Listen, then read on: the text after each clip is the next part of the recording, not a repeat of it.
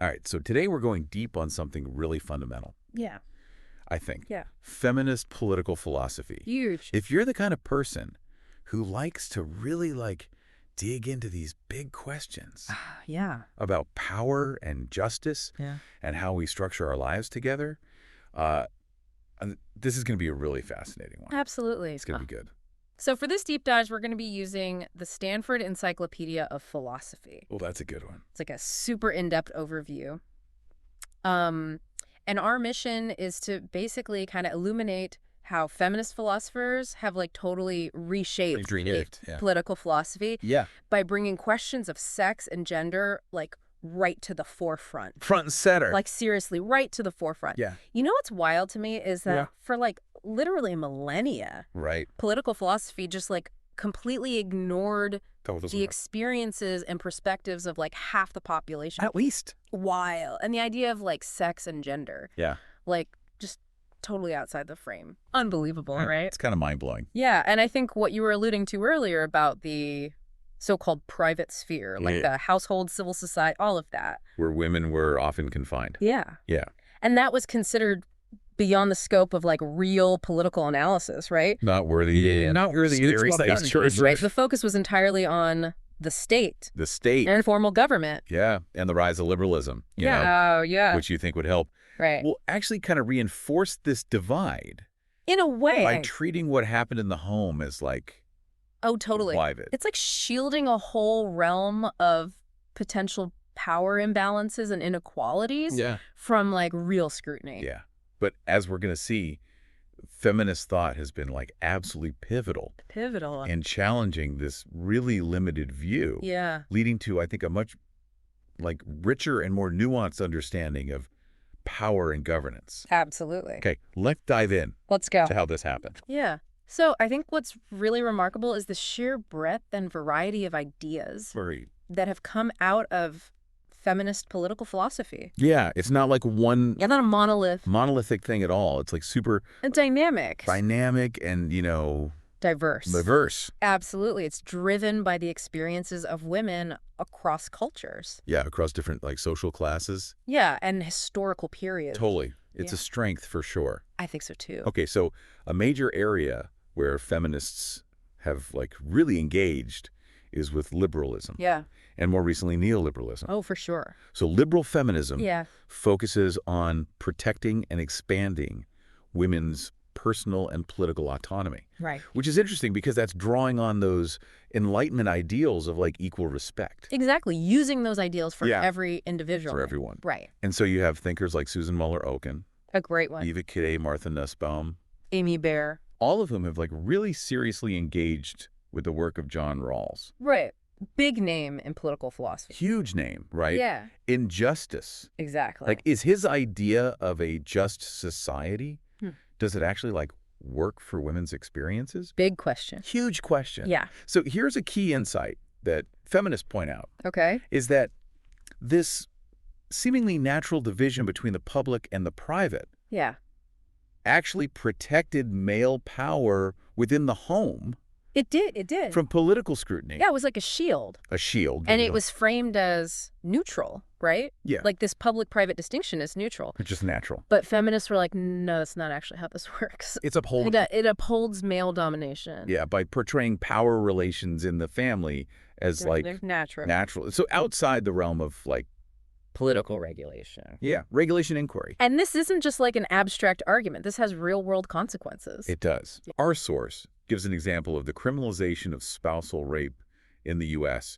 in the 1980s. Huge. And this legal change was directly influenced by feminist critiques. Yeah.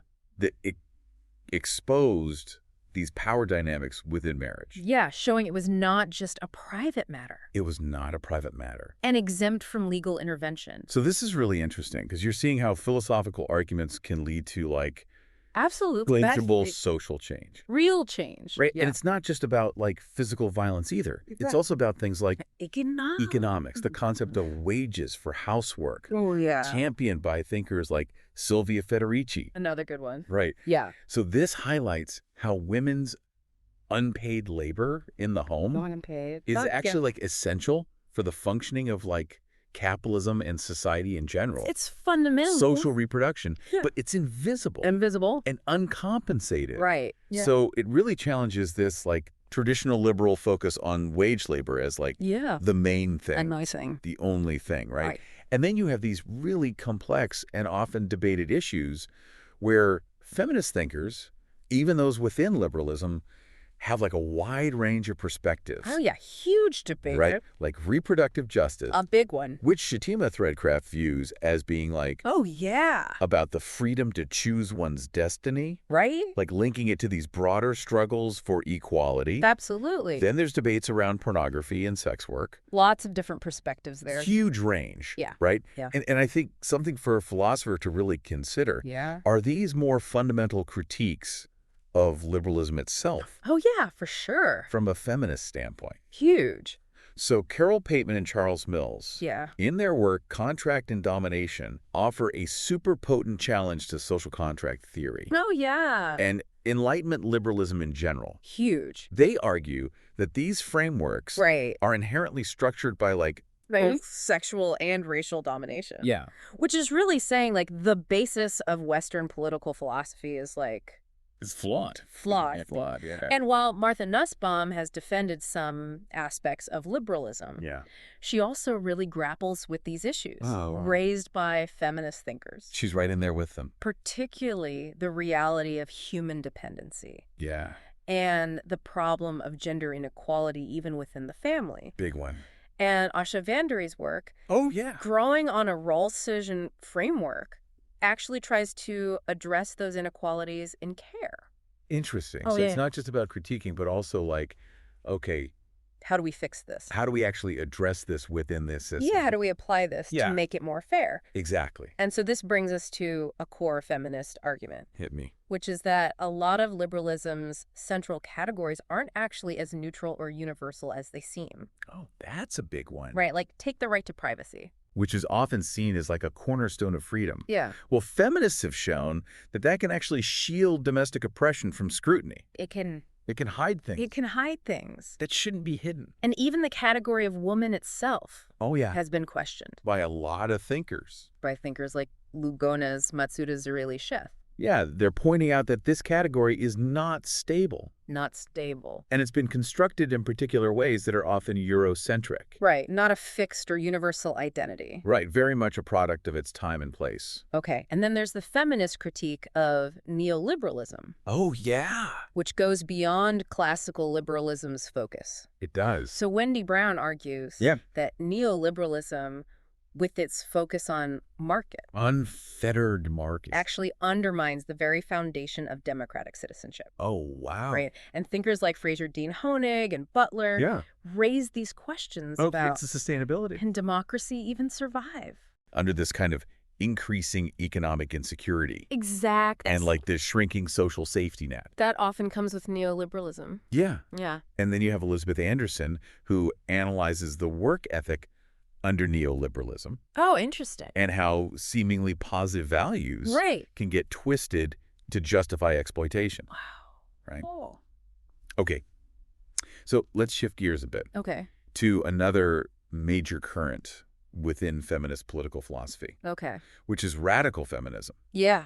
Now, unlike the reformist approach of liberalism, radical feminism seeks a much more like fundamental, transformative overhaul. You were talking root causes here. Root causes. Getting to the root of the problem. Of women's oppression. Yeah. So where liberal feminists emphasize individual choices and equal opportunities within the existing system, radical feminists are like, no, let's look at the larger structures of domination. Systemic forces. Often rooted in like patriarchy that are shaping those choices. Exactly. And opportunities in the first place. Not a level playing field. Not at all. Yeah. And thinkers like Marilyn Frye and Iris Young have been crucial in helping us understand how oppression operates at these like deep systemic levels. Yeah. And a central figure here is Catherine McKinnon. Huge. Who argued that heterosexuality itself, in its dominant forms, actually enacts male domination. Okay. And positions women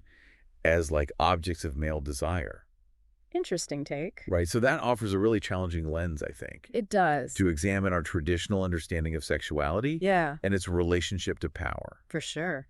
And our source also touches on some historical tendencies within radical feminism, like separatism. Oh, wow. And ideas around technologization of procreation. Interesting. Which might seem radical. They do. But the idea is to dismantle the patriarchy. Dismantle those structures. Yeah. Right? And it's interesting to see how this tradition is evolving. It is. Like contemporary radical feminists are engaging with things like intersectionality. Oh, yeah, for sure. Right? Offering more nuanced understandings of gender and power. Yeah. Moving away from the biological determinism. Going away from that a little bit. Yeah. Okay, so let's move on to it. Socialist, Marxist, and materialist feminisms. Okay.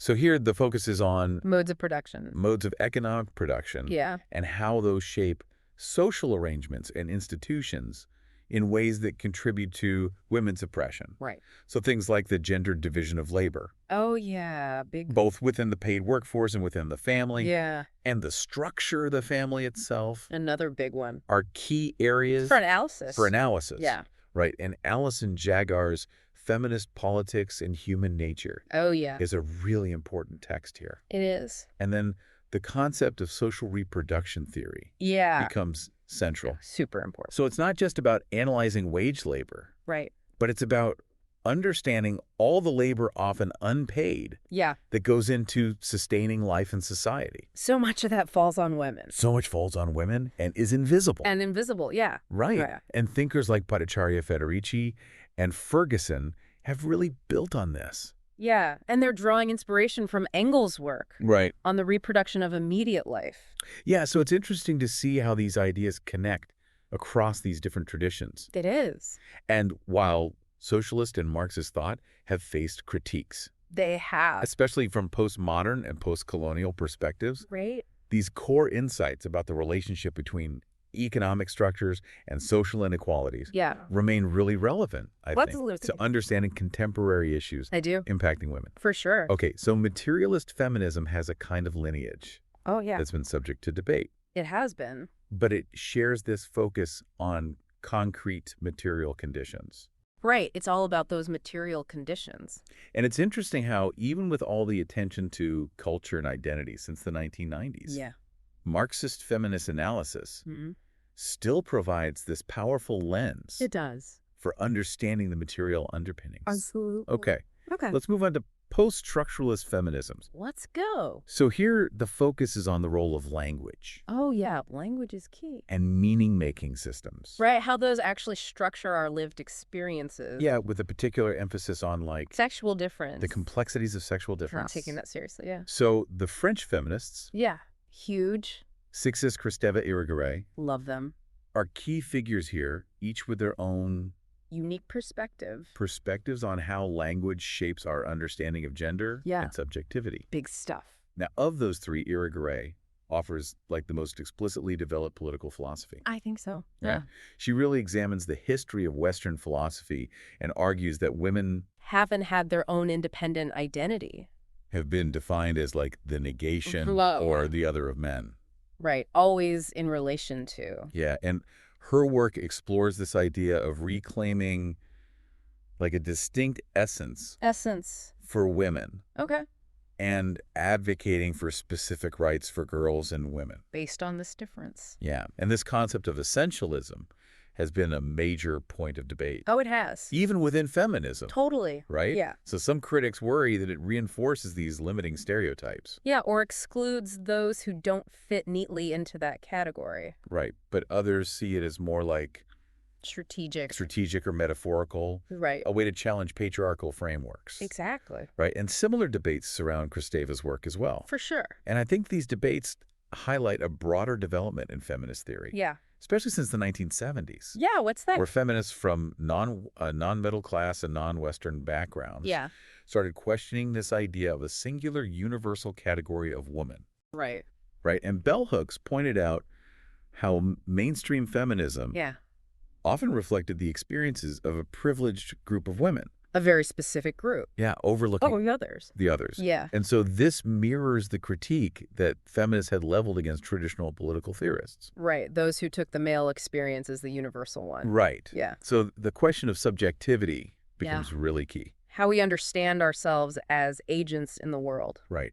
Especially in light of these critiques of essentialism and Eurocentrism. Absolutely. Okay, so another vital area is care, vulnerability, and effect. Yes. Huge. And I think feminist critiques of the Western philosophical canon have really exposed its masculinist biases. For sure. Right. And Susan Mahler-Alkin talks about the difficulty of integrating women's experiences into this tradition. It's a very male-dominated tradition. Yeah, so values traditionally associated with men. Like what? Like individualism, autonomy, Yeah. abstract rational thought were prioritized. Makes sense. And those associated with women like care, interdependence, emotionality were often like denigrated. Yeah, seen as less than. Not worthy. Yeah, pushed aside. And instead of just trying to fit women into these frameworks, a lot of feminist thinkers wanted to revalue these so-called feminine values. Yeah, bring those to the fore. And ways of knowing. Right. And so care ethics, drawing on Carol Gilligan's work, big name, really challenged these dominant conceptions of the political subject. It did. Right, by emphasizing like the fundamental interdependence of everything. Of all political subjects. Are all connected. Right, and relational agency. The idea that our actions are shaped by our connections. Right. Powerful. And then the concept of vulnerability. Another big one. Has also moved to the forefront. Yeah. So it's not just seen as a personal state. Right. But as a fundamental aspect of the human condition. Well, we're all vulnerable. We are all vulnerable. But it's also politically induced. Yeah. And unevenly distributed. Right. Some people are made more vulnerable than others. As Judith Butler and Jasbir Kaur have argued. Yeah. Right. And this lens also extends to neoliberal frameworks that often intensify vulnerability. Yeah, they do. While downplaying the need for care and support. Exactly. And the Care Manifesto during COVID really brought these issues to light. It did. It did, right? Now, care ethics has also faced skepticism within feminism. It has. Right? Yeah. Some theorists worry about essentializing women. As natural caregivers. Reinforcing those traditional gender roles. But the field has evolved. It has. To integrate justice. Yeah, recognizing that care and fairness are intertwined. Absolutely. Yeah. And the feminist insistence on the importance of emotion in political life. Oh, yeah, another big one. Is huge. It challenges the traditional separation of reason and emotion, which is so prevalent in philosophy. So prevalent. Yeah. Right. Thinkers like Ahmed and Nussbaum have explored the role of emotion in shaping political phenomena. Oh, yeah.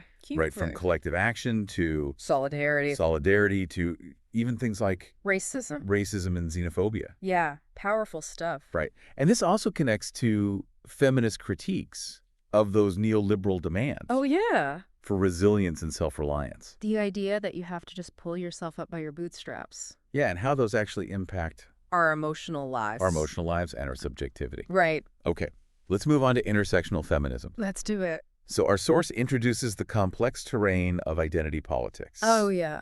And those debates. Right. Are identities rooted in shared experiences or in histories of oppression? Right. Yeah. Big question. Huge. And then, like, what are the implications? What are the implications of embracing identities that have been used to marginalize us? Yeah, really important questions. Right. So the core contribution of intersectionality. Yeah, which came out of Black feminist and womanist thought. In the U.S. Yeah. Right. Thinkers like Kimberly Crenshaw, Patricia Hill Collins, Angela Davis, Audre Lorde. Huge names. Is this understanding that different aspects of our identities, like gender, race, class, sexual orientation, disability, they operate in isolation. They intersect. Yeah. And they interact to shape our experiences of both privilege and oppression. Right. And this has had a huge impact on feminist legal theory. It has. And I think continues to be really crucial. Absolutely. For understanding power dynamics and social inequalities. Couldn't agree more. Now, building on this transnational, decolonial, and indigenous feminisms offer these vital perspectives. Yeah. By theorizing the political occurrence across and against nation-state borders. Interesting. So the border becomes like this analytical lens, right? Yeah. Informed by histories of colonialism. Oh, yes, settler colonialism, imperialism. Right. Yeah. So transnational feminists focus on multiple global perspectives. Right. And the lived realities of women in the global South. As seen in Mohanty's Feminism Without Borders. And Leila Abu Lukhod's work on Saving Muslim Women. Saving Muslim Women. Yeah, the critique of that whole narrative. Right. Yeah. And indigenous feminists offer these really powerful critiques of settler colonialism. And its borders. Yeah. As seen in the work of Audra Simpson and Aileen Morton Robinson. Yeah, often centering those critiques of whiteness. And decolonial feminism brings its own unique concerns. Oh, yeah. Tell me more. Related to these ongoing legacies of colonial and post-colonial experience. Right. Framed through this concept of coloniality. Framed through coloniality, right? Yeah. And thinkers like Maria Lugones have explored these intertwined concepts of the coloniality of power and the coloniality of gender. Wow. Arguing that our understanding of gender is really shaped by colonial history. Or power structures. And her concept of active subjectivity. Yeah. Within decolonial resistance is super important. As is her call for coalition building. Across differences. Yeah. So these transnational decolonial and indigenous feminist perspectives often critique earlier feminist universalisms. They do. Right? Emphasizing this need to account for complex and intersecting forms of oppression. In different contexts. Yeah, across different contexts. Yeah. Okay, finally we arrive at feminist democratic theory. Oh, yeah. So after the postmodern critiques that kind of challenge this idea of a stable, unified feminist subject, you have these new approaches emerging that focus on political plurality and a vision of feminist political action that aligns with democratic ideals, but doesn't necessarily start from a fixed notion of gender. Interesting. Right. So there's been this move away from the idea that agency equals autonomy. Yeah. Right. With a greater emphasis on these non-sovereign forms of subjectivity and action. It's a collective agency, solidarity, relationality. Of those. Constitutive intersubjectivity have become central. Yeah, that idea that ourselves are formed in relation to others. Right. Right. And it's important to remember Lugones' critique about Eurocentric assumptions? The Eurocentric assumptions embedded in those notions of agency. Oh, sure. And then there's this performative account of politics. Oh, yeah. And subjectivity. Where feminism is about creating better futures. Yeah. Without fixed assumptions. Without those fixed assumptions. And within feminist democratic theory, you have this really interesting divergence. Oh, yeah. Between associational theorists who lean towards deliberative democracy. Yeah. And agonistic theorists. Who are a little bit more wary. Who are wary of consensus. Yeah. So thinkers like Ben Habib have explored the conditions necessary for democratic deliberation. Drawing on critical theory. Right. And Iris Young raised these concerns about how marginalized voices can be silenced. Even in deliberative processes. Within those. Yeah. Right. It's not a perfect system. And agonistic feminists, like MOVE, see politics as inherently conflictual. Right. And they worry that consensus can actually mask power dynamics. And suppress dissent. Right. And different readings of Hannah Arendt have also inspired these different approaches to feminist democratic theory. Oh. So, as we wrap up this deep dive, it's clear that feminist political philosophy is, as Ferguson puts it, a sprawling, productive, diverse, intellectual, and political assemblage. Love that quote. I know, it's a good one. It really captures it. It's not just about women. Right. It's about understanding the world through these intersectional perspectives that challenge our assumptions across the board. Yeah, right. For sure. And feminist thought has totally changed the landscape of political philosophy. It has. It's made us rethink debates about identity, the public and the private. And certainty versus freedom. Right, and new readings of art. Oh, yeah. And these affect-laden accounts of deliberation are pushing the boundaries of the field. They are. And the field continues to evolve. It does. In response to global challenges like environmental degradation and authoritarianism. Big ones. Yeah, so feminist political philosophy is really dynamic. It is. And intellectually rich. So rich. And has made these huge contributions to... Not just feminist scholarship. Not just feminist scholarship, but to mainstream political thought. Yeah. Right? Raising really key objections to old ideas. Yeah. And offering transformative insights. Absolutely. So here's a final thought for you. Okay. How might the insights that we've explored today challenge your own assumptions about power, justice, and what's political, and what we even consider to be political in our lives, in our everyday lives, right? And we encourage you to go deeper into these thinkers and concepts. There's so much there. There's so much there. Yeah. So thank you for joining us. Thanks for listening.